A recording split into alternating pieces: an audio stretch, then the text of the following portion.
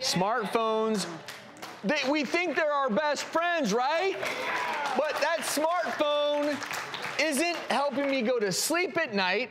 It's not holding my hand when I'm in distress. And now a new study warns that our phone's frequent pop-up notifications could permanently alter our brains. It's so bad that the research claims that every distracting beep or boop could be lowering your productivity as much as 40%, potential long-term changes in your brain. And this reminds me, if I may, docs, way back in the day, when you're in residency, we didn't have smartphones really as they were not around you. You had a beeper. And I always said, when my beeper goes off, it takes a day off of my life. You may be at 4 a.m., you've just laid down, and 15 minutes later, you're starting to get into some deep sleep. The beeper goes off, and human nature is, whoa, what's going on? Well, that's what we're doing to ourselves.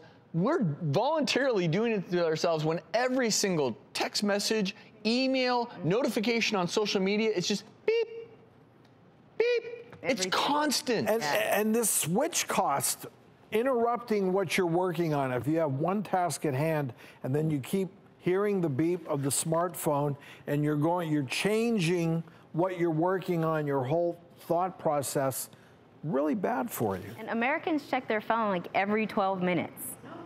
Like, yeah. It's like your beeper going off, so the average is 80 times a day. It's like literally having your beeper go off 80 times a day. The technology, there's no question, it's improved the quality of life. It's made things safer, easier, better, more controlled.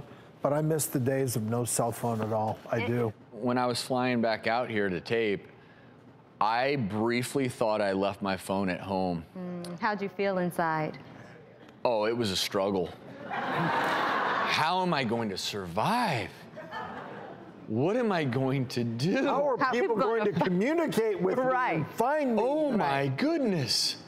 20 years ago, that was normal. I didn't, okay. Point being that let's all just take stock of how often we're checking our phones. And if you are someone like most of us checking it every 10 minutes or so, maybe you take hour-long breaks, and then when you go to bed at night, if at all possible, take that phone and put it in the other room. If you're awaiting a medical emergency, that's one thing.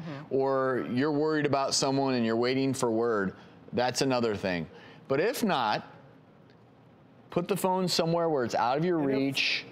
Take a break. And if you're one of those people that contacts somebody and they don't get back to you in the next 10 seconds, unless it's something, life-threatening, chill. Relax. Come on, like maybe somebody else is busy. I'm not sitting around twiddling my thumbs and want to talk to you about what we're going to do this weekend. Maybe that's not a high priority. There's a lot of social pressure. Okay, there is a decorum to it. I get all that, but you know what? You can even tell your friends, look, I'm taking a little holiday from checking my phone so much, so if I don't get back to you immediately, it's not because I don't love you. It's not because I don't think you're the best person in the world. It's just me. It's not you.